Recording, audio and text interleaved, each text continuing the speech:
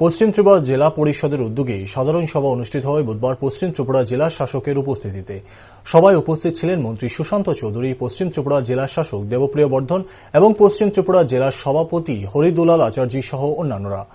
সংবাদ মাধ্যমের মুখোমুখি হয়ে মন্ত্রী সুশান্ত চৌধুরী বলেন, রাজ্য সরকারের মূল উদ্দেশ্য হল প্রশাসনকে সাধারণ জনগণের নিকট বা দোরগোড়ায় পৌঁছে দেওয়া। তার জন্য বিভিন্ন দপ্তরের আধিকারিকদের নিয়ে এই আলোচনা সভা।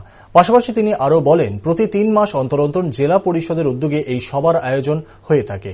মূলত এই সভায় জনপ্রতিনিধিদের উপস্থিতিতে বিভিন্ন দপ্তরের আধিকারিকদের সঙ্গে নিয়ে মানুষের বিভিন্ন অভাব অভিযোগ এবং তাদের চাওয়া পাওয়ার বিষয় নিয়ে আলোচনা করা হয়ে থাকে, যেখানে কেন্দ্রীয় এবং রাজ্য সরকারের জনকল্যাণমূলক প্রকল্পগুলি মানুষের দোরগোড়ায় সঠিকভাবে পৌঁছানো হচ্ছে কিনা বা জনগণ প্রকল্পগুলির মাধ্যমে তার সুফল পাচ্ছে কিনা সেই লক্ষ্যে এই সভার আয়োজন।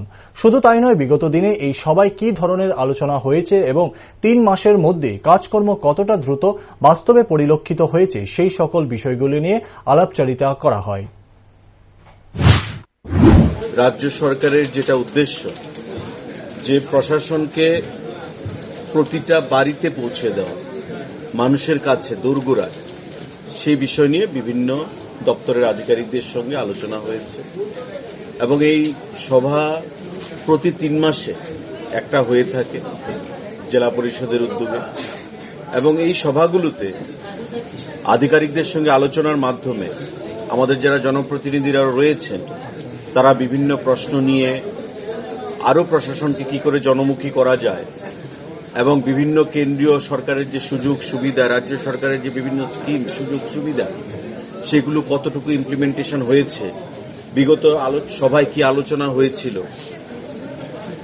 এই সময়ের মধ্যে কতটুকু সেটা ইমপ্লিমেন্টেশন হয়েছে এবং আগামী দিনে কি করতে হবে সে বিষয় নিয়ে বিস্তারিত আলোচনা হয়। এবং বিভিন্ন দপ্তর, বিশেষ করে যারা সার্ভিস প্রোভাইডার দপ্তরগুলো, এখানে স্বাস্থ্য রয়েছে, আমাদের বিদ্যুৎ রয়েছে, কৃষি, শিক্ষা, সমস্ত যে গুরুত্বপূর্ণ দপ্তরগুলো, সেই দপ্তরগুলো নিয়ে বিস্তারিত আধিকারিকরা রিপোর্ট জমা দিয়েছেন, আমাদের জনপ্রতিনিধিরা আলোচনা করেছেন, তাদের প্রস্তাব পেশ করেছেন, তাদের সাজেশন রেখেছেন এবং আধিকারিকরা আগামী দিনের কি করবে, লাইন অফ অ্যাকশন কি হবে এবং বিগত দিনে তারা কি করেছে সেই বিষয় নিয়ে বিস্তারিত তথ্য এখানে পেশ করেছেন।